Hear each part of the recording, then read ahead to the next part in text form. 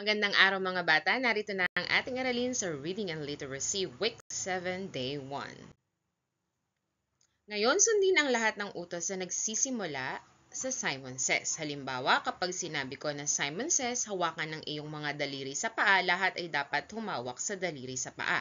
Subalit kung ang utos ay hindi nagsisimula sa Simon Says, hindi nyo dapat sundin ang utos. Kapag sinunod nyo ito, kayo ay uupo na at hindi na gagawin. Simon Says, tumalon. Simon Says, tumakbo. Sumigaw ng ah! Ginawa nyo ba yung number 3? O kung ginawa nyo, upo na kayo kasi wala yung Simon Says. Simon Says, hawakan ang ulo. Simon Says, ipadyak ang paa.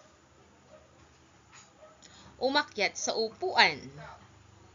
O, ginawa nyo ba yung number 6? Dapat hindi kasi walang Simon Says. At ang huli, Simon Says, hawakan ang tuhod. Nagawa nyo bang mabuti mga bata? So kung ganon, kung nagawa nyo itong mabuting mahusay kayo. Kung hindi naman, maaari kayong bumawi sa susunod. So anong masasabi nyo tungkol dun sa laro? So ito ay tungkol sa pagsunod, no? Yan, pagsunod sa panuto. So ano ang ginagawa mo upang masigurong hindi ka matatanggal sa laro o hindi ka makakaupo? So di ba dapat nakikinig ng mabuti dun sa instruction? Anong ibig sabihin ng pagsunod sa pinuno? O yan, halimbawa may leader kayo o yung guru nyo, dapat nakikinig kayo mabuti para makasunod kayo. Yan, bakit sa tingin mo mahalagang sundin ang pinuno? Siyempre, halimbawa, sa grupo ninyo, kung meron kayong task na gagawin at hindi kayo sumusunod o nakikinig, hindi nyo magagawa yung pinapagawa kasi hindi kayo nakikinig. So, ngayong araw may babasahin ako sa inyo tungkol sa isang uri ng insekto na sumusunod sa kanilang pinuno. Makinig kayo ng maigi dahil pag-uusapan natin ang mahalagang detalye na nabanggit dito. Pugad ng mga bubuyog. Ulitin nyo nga. Basahin natin ang mga salita at sabihin ang paunang tunog ng bawat salita. Ipalakpak ang bawat pantig ng salita. Bubuyog. Reyna. Pinuno. Bulaklak. Pulot. O yung pulot ay honey ha. Hardin. So ngayon, may babasahin akong kwento, ang mga bubuyog at ang kanilang reyna. Handa na ba kayong makinig? Ano sa tingin nyo ang magiging paksa ng kwento batay sa mamagat ng teksto? Na ang mga bubuyog at ang kanilang reyna. Sige nga, manghula nga kayo.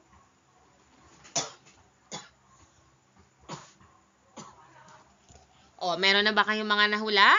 So, tingnan ninyo kung tama ba yung mga hula ninyo pagkatapos kong basahin ang kwento. Sa isang hardin may mga bubuyog.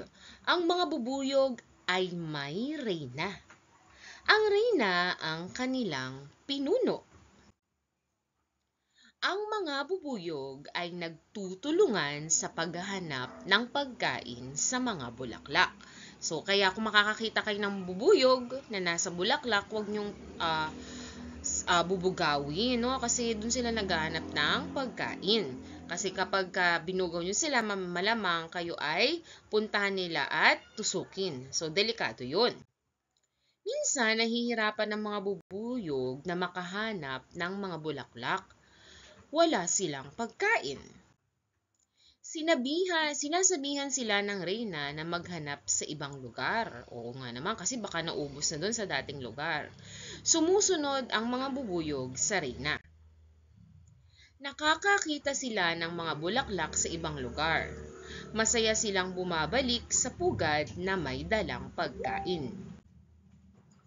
Sila ay nagtutulungan para gumawa ng pulot.